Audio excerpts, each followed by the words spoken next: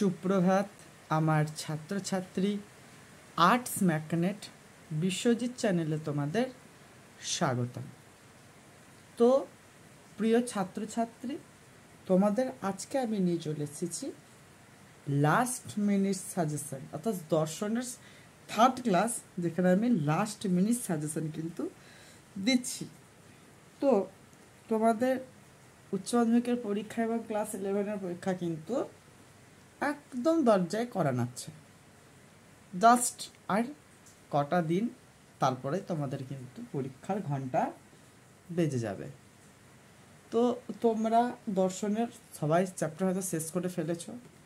তো আজকে আমি তোমাদের দর্শনের একটা চ্যাপ্টার একটা অংশ আমি করেছিলাম, যে জ্ঞানের উৎসের যে উৎস সমূহটা, এক সেকেন্ড,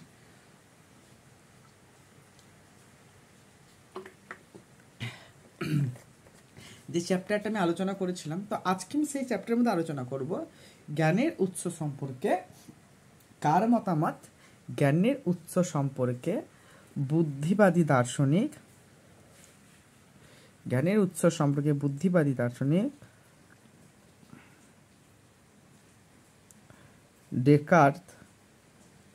ডেকার্তের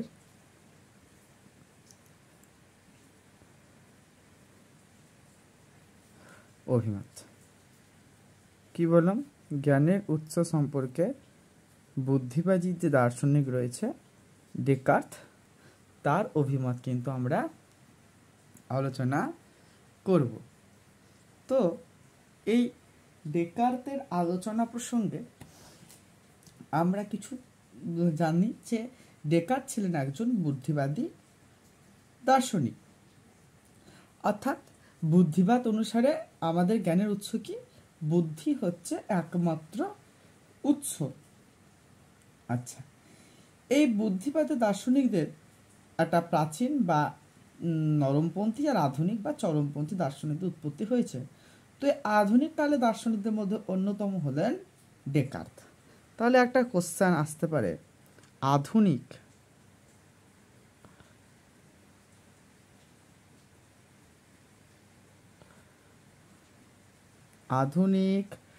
পাশ্চাত্য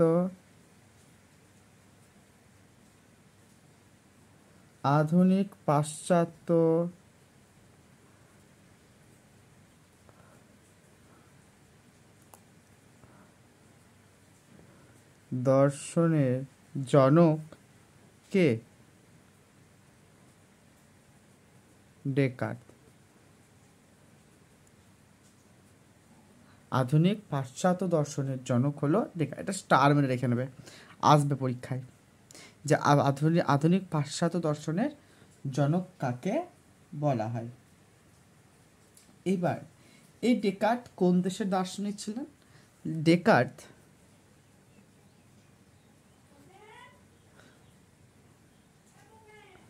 ডেকার্ত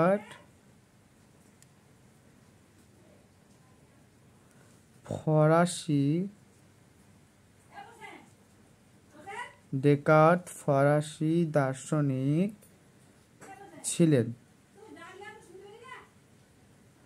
ডেকার্ত ছিলেন একজন ফরাসি দার্শনিক।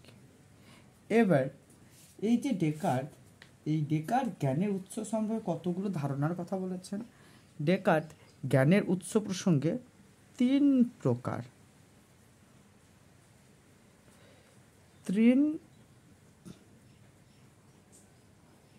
প্রকার ধারণার কথা বলেছেন। এই যে ধারণাগুলো কয় ভাগে বিভক্ত? তিনটে ধারণা। কি কি? একটা হচ্ছে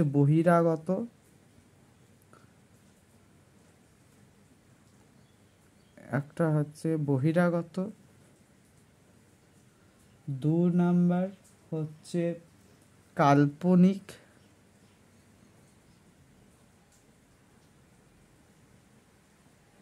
কি বললাম? একটা হচ্ছে বহিরাগত, একটা হচ্ছে কাল্পনিক, আর একটা হচ্ছে সহজাত। এই তিন প্রকার ধারণার কথা কিন্তু আমাদের ডেকার্ত কিন্তু বলেছে।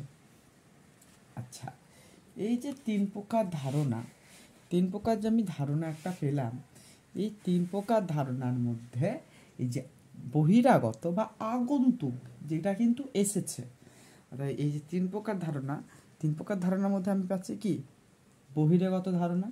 দেখো এই বহিরাগত ধারণা বলতে আমরা কি বুঝি, এটা দরকার নেই, জাস্ট আমি আলোচনা করছি।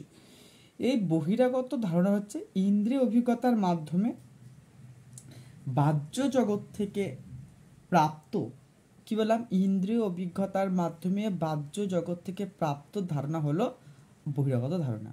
অর্থাৎ ইন্দ্রিয় অভিজ্ঞতা যেটা আমি ইন্দ্রিয়ের মাধ্যমে পাবো, সেই ধারণাটাকে হচ্ছে চক্ষু কর্ণাচিকা জিহ্বতল, আমরা যেটাকে দেখবো, অর্থাৎ টেবিলকে দেখলাম, গাছকে দেখলাম, বইকে দেখলাম, এই যে ধারণা, এই ধারণাটা হচ্ছে আমাদের আগন্তুক বা বহিরাগত ধারণা। আচ্ছা, এবার চলে আসি কাল্পনিক ধারণা বা কৃত্রিম ধারণা। এটা কি, এই আগন্তুক বা কৃত্রিম ধারণার সঙ্গে আগন্তুক অর্থাৎ যে বহিরাগত ধারণার সঙ্গে যদি আমাদের এই কাল্পনিক ধারণাকে যুক্ত করে মন যেসব উদ্ভট ও অবাস্তব ধারণার জন্ম দেয়। ক্লিয়ার? কাল্পনিক ধারণা কি, এই বহিরাগত ধারণার সঙ্গে কাল্পনিক ধারণাকে যখন যুক্ত করে যেটা উদ্ভট ধারণার একটা পাই, উদ্ভট ধারণা যখন পাই তখন সেটা হবে আমাদের কাল্পনিক ধারণা। যেমন মৎস্যকন্যার ধারণা, অর্থাৎ মৎস্য অর্থাৎ হাফ মাছ আর হাফ হচ্ছে নারী, তাই পক্ষীরাজ, হাফ পাখি আর হাফ ঘোড়া। এই যে ধারণাগুলো, এগুলো হচ্ছে কাল্পনিক ধারণা। আর সহজাত ধারণাগুলো আমরা কি বলবো, যেগুলো অভিজ্ঞতার নিরপেক্ষ, যেগুলো আমাদের অভিজ্ঞতার ব্যতিরেক বা অভিজ্ঞতাকে আমাদের ছোঁয় না, আমরা যেগুলো দেখতে পাই না, সেই সমস্ত ধারণাকে আমরা বলবো সহজাত ধারণা।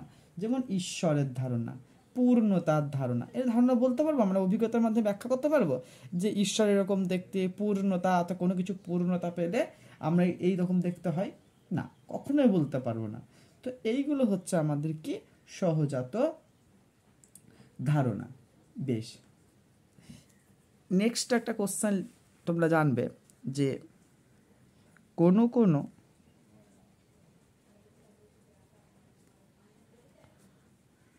কোনো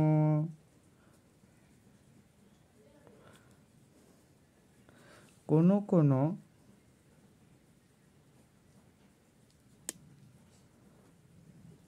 ধারণা হলো কোনো কোনো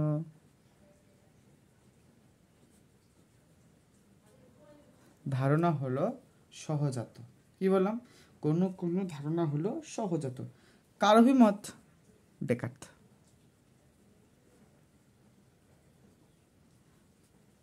ডেকার্ত। ক্লিয়ার? আবার পরীক্ষা আসতে পারে যে সহজাত ধারণার কথা বা সহজাত ধারণার অস্তিত্ব স্বীকার করেছিলেন কে? সেটা হবে কি ডেকার্ত। ক্লিয়ার? আসতেই পারে। এবার এই যে আমরা ডেকার্ত উপলব্ধি কি করেছিলেন, যে দর্শনকে যে সুপ্রতিষ্ঠিত করতে হয় তাহলে স্বতঃসিদ্ধ জ্ঞান অর্থাৎ অবরোহ পদ্ধতির মাধ্যমে যে সুনিশ্চিত জ্ঞান প্রয়োজন। কি বললাম, ডেকার্ত উপলব্ধি করেছিলেন যে দর্শনে যদি প্রতিষ্ঠা পেতে হয় তাহলে সুনিশ্চিত জ্ঞানের প্রয়োজন। তাই এই উদ্দেশ্যে ডেকার্ত সার্বিক সংশয় পদ্ধতি গ্রহণ করেছিলেন। খুব পরীক্ষায় দেয় যে সার্বিক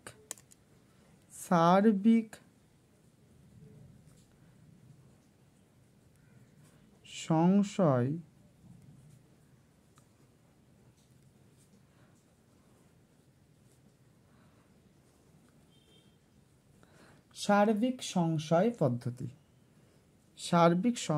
পদ্ধতি কে গ্রহণ করেছিলেন? কে হবে?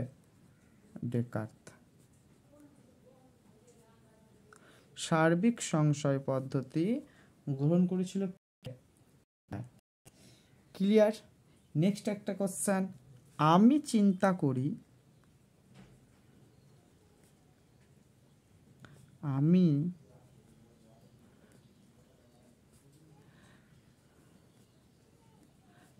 চিন্তা করি